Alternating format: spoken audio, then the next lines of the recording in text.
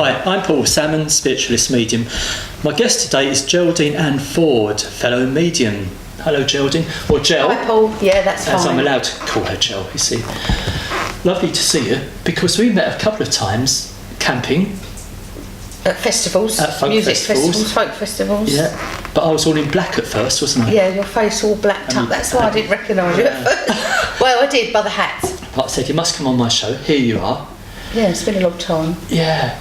Now, you say long time. I want to go back to when you was about 12 years old. I knew you were going to say that. Well, I've done my research. And there's something there about your father understood more about your ability than you did. Yes, well, when I was very small, I used to see sort of shadows and things. No one solid, but I always had the feeling there was someone around. Yeah. And I suppose it got sort of became more prominent as I got nearer to 11 and 12. And also I used to astral travel. I didn't know that's what I was doing. It wasn't until years later when I found out that's what I used to do. And I always had the feeling that I was out in space, and the feeling of eternity was so strong it frightened me, because I was quite young, and I thought, wow. And I just felt there was so much more to life than what was around us. It was quite profound, but I was a bit too young to handle it.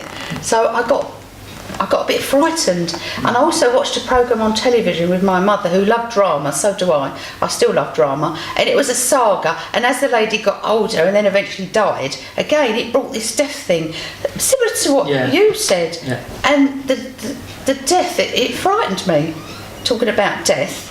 And this feeling of being out in space, it was kind of knowing. I just knew everything was eternal. I just knew life carried on, but I couldn't make any sense of it.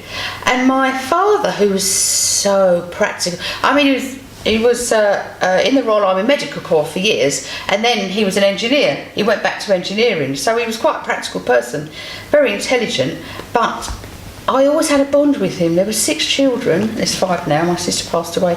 I always had this bond with him, and I always knew there was more to him, and he obviously knew there was more to me. So when I was going through this, because I was really, we were out one day watching the boats on the pond, all the family were there, and I was most unusually quiet, because I've always been tomboy, always been quite lively, and my father came and sat next to me. I can't remember what he said, but I do know it wasn't long after that I lost the fear. Right. But it was, I just knew my father understood. My mum, so did he explain it to you? No, he didn't. He didn't have to. Just by understanding how I was feeling. But that understanding helped you. Yes. All these feelings emanating. That's right, because I could never talk to my mother about things like that. She was very too practical, too. So can you astral travel on purpose now? Purposely? No. Well, as far as we all leave our body every night, as far as I'm concerned. The spirit goes home every night.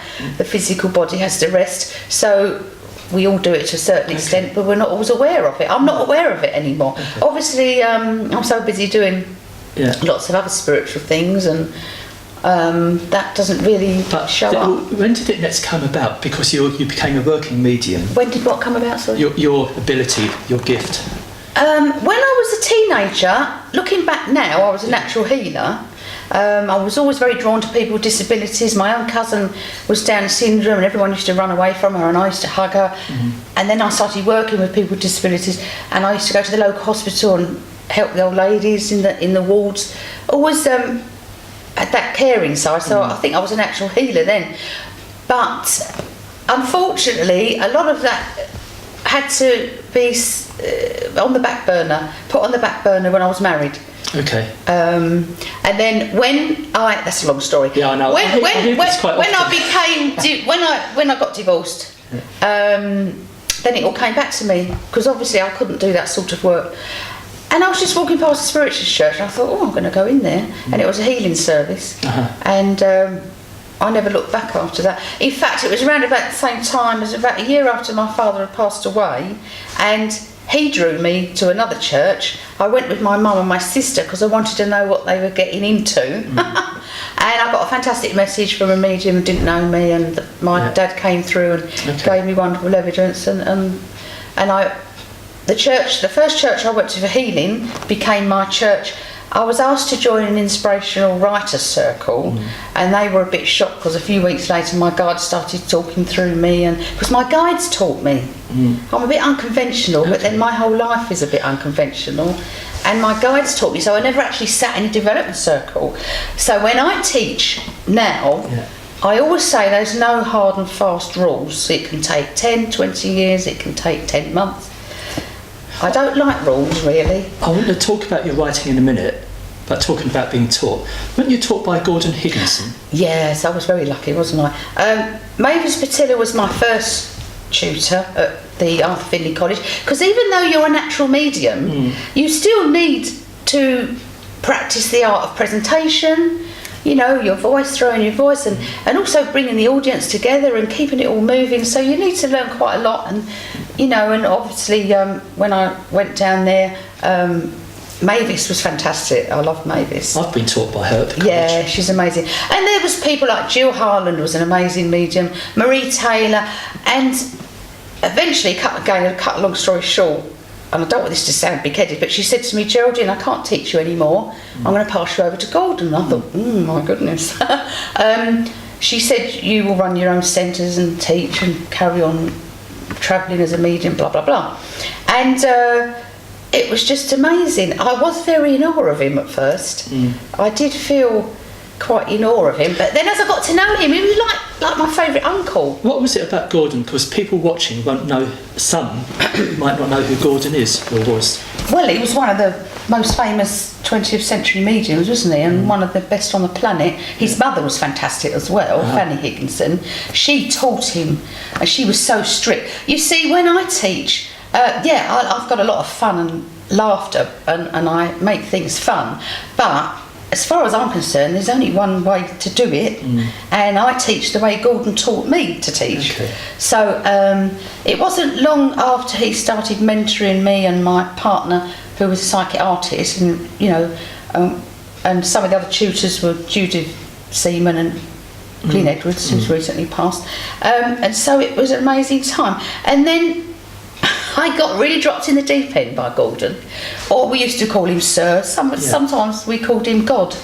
But he was absolutely lovely, and he really dropped me in the deep end because I can't remember why I went down this week. I think it was his birthday, and can't remember exactly why. And he said, "Oh, Geraldine, come with me." And I thought, "Oh, what's happening?" And he said, and we got to this room, and he only warned me before he opened the door. He said, Mavis Patilla can't come this week. I don't know if she was ill or what. I didn't ask any questions. So you're going to be running her group. I thought, oh my God, those people in there are expecting Mavis. They're going to get me. And as I walked in, I felt really awful. And as he said to them, Geraldine, blah, blah, blah, a couple of them, not all of them, a couple of their face dropped, which you would expect, wouldn't you? And I thought, right, okay, not to worry, let's go. But it didn't take me long to realise I was quite capable, and we had a fantastic week. Yeah. And it was amazing. So he really dropped me in the deep end. So have you taught yourself then at the Arthur Findlay College, and you've now taught at the Spiritualist Association of Yes, I took over from Ivy Northage. Did you? She was a fantastic, one of the great old mediums, wasn't she? And she was getting very old and frail. She was self-taught as well. Her guide was Chan. So you've met so many renowned names that I've never got the chance to meet. Oh, do you know what memory came to me this morning?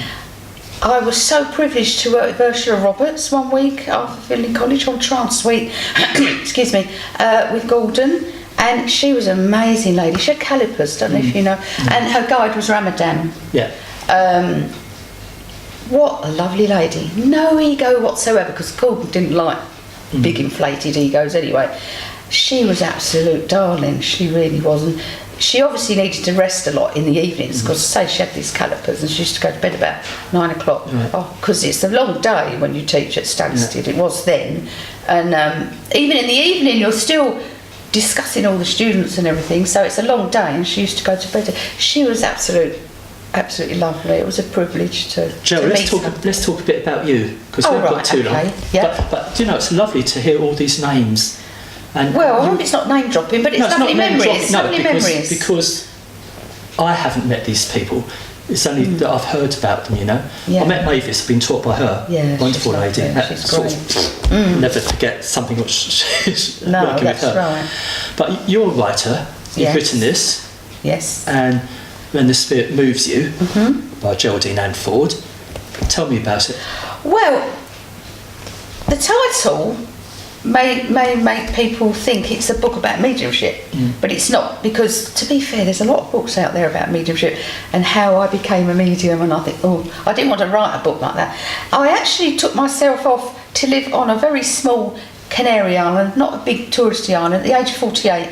Couldn't speak a word of Spanish, there was hardly any English people there. I just arrived with 2 suitcases and ended up living there for 22 months. Did you? I wanted an adventure, and I had an adventure.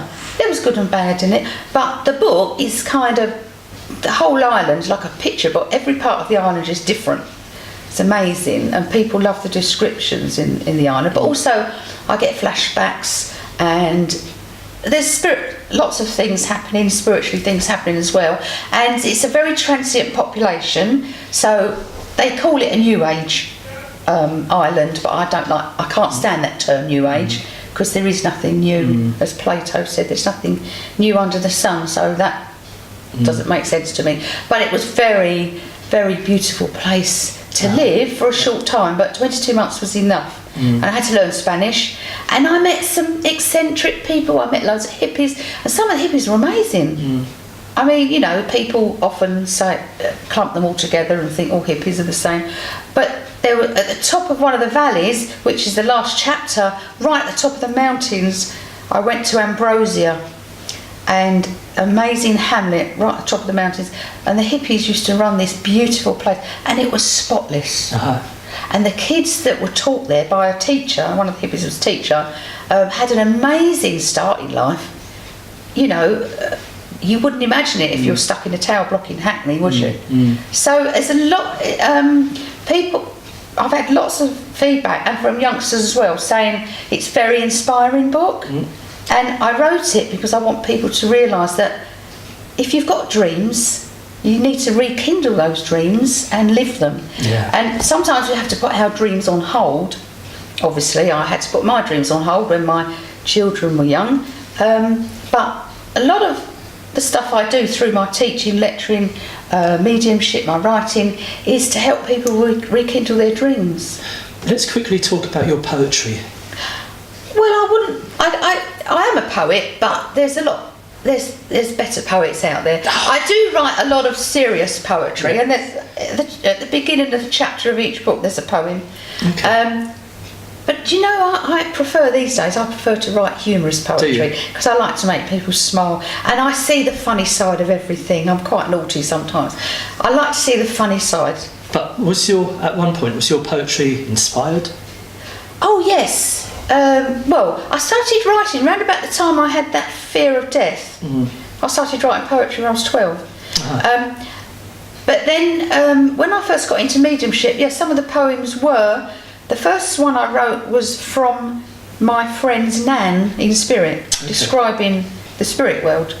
So yes, I've done inspirational writing from spirit, and funny enough, I've been doing a bit of that recently, just linking in and linking with spirit and writing messages for people rather than verbally. But you do inspirational talking, don't you? Oh, I love, well, as you can tell, I love speaking, and as long as it's a subject I'm familiar with, as soon as I've got a few words, then I'm off. But of course, inspirational speaking is not the same as trance, because I do trance as well, but inspirational speaking is like droplets of inspiration from spirit, and then, you know, they use your knowledge and so they might give you a starting point. That's right. And you can. And you're still teaching today, mediumship? Oh, I love teaching. I teach presentation, public speaking, mediumship, all the different levels of mediumship, the power of the mind, law of attraction, all these different subjects. I love metaphysics. That's one of my favourite subjects, metaphysics. You'll have to come back another day and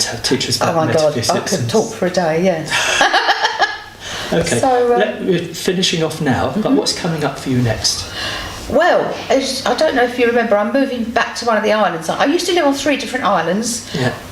I moved around quite a lot for 7.5 years. I came back to England to live in Broadstairs 2007 in December, so nearly 8 years ago, because my grandchildren were being born. But I'm afraid my children know what I'm like, and I need some more adventures. I'm going back to Gozo. It's a fantastic island, very spiritual. You must come out there. I feel like I'm going home, but I'm also working in America next year, and Spain, and then Australia the year after, and Dubai. So I want to do more travelling. Good grief. So I said to Spirit a few months ago, come on, I need to travel again, and then it's all fallen into place. So. Well, you travelled down from London this morning. To sunny Suffolk. From Swanley, yes. So thanks very much. Lovely to meet you after this time again. Yeah, and you, Paul. So thanks ever so much, Jill. Lovely, thanks very much. And you must come again some other time. Okay, yes. Cheers. There's rather a lot to talk about, isn't there?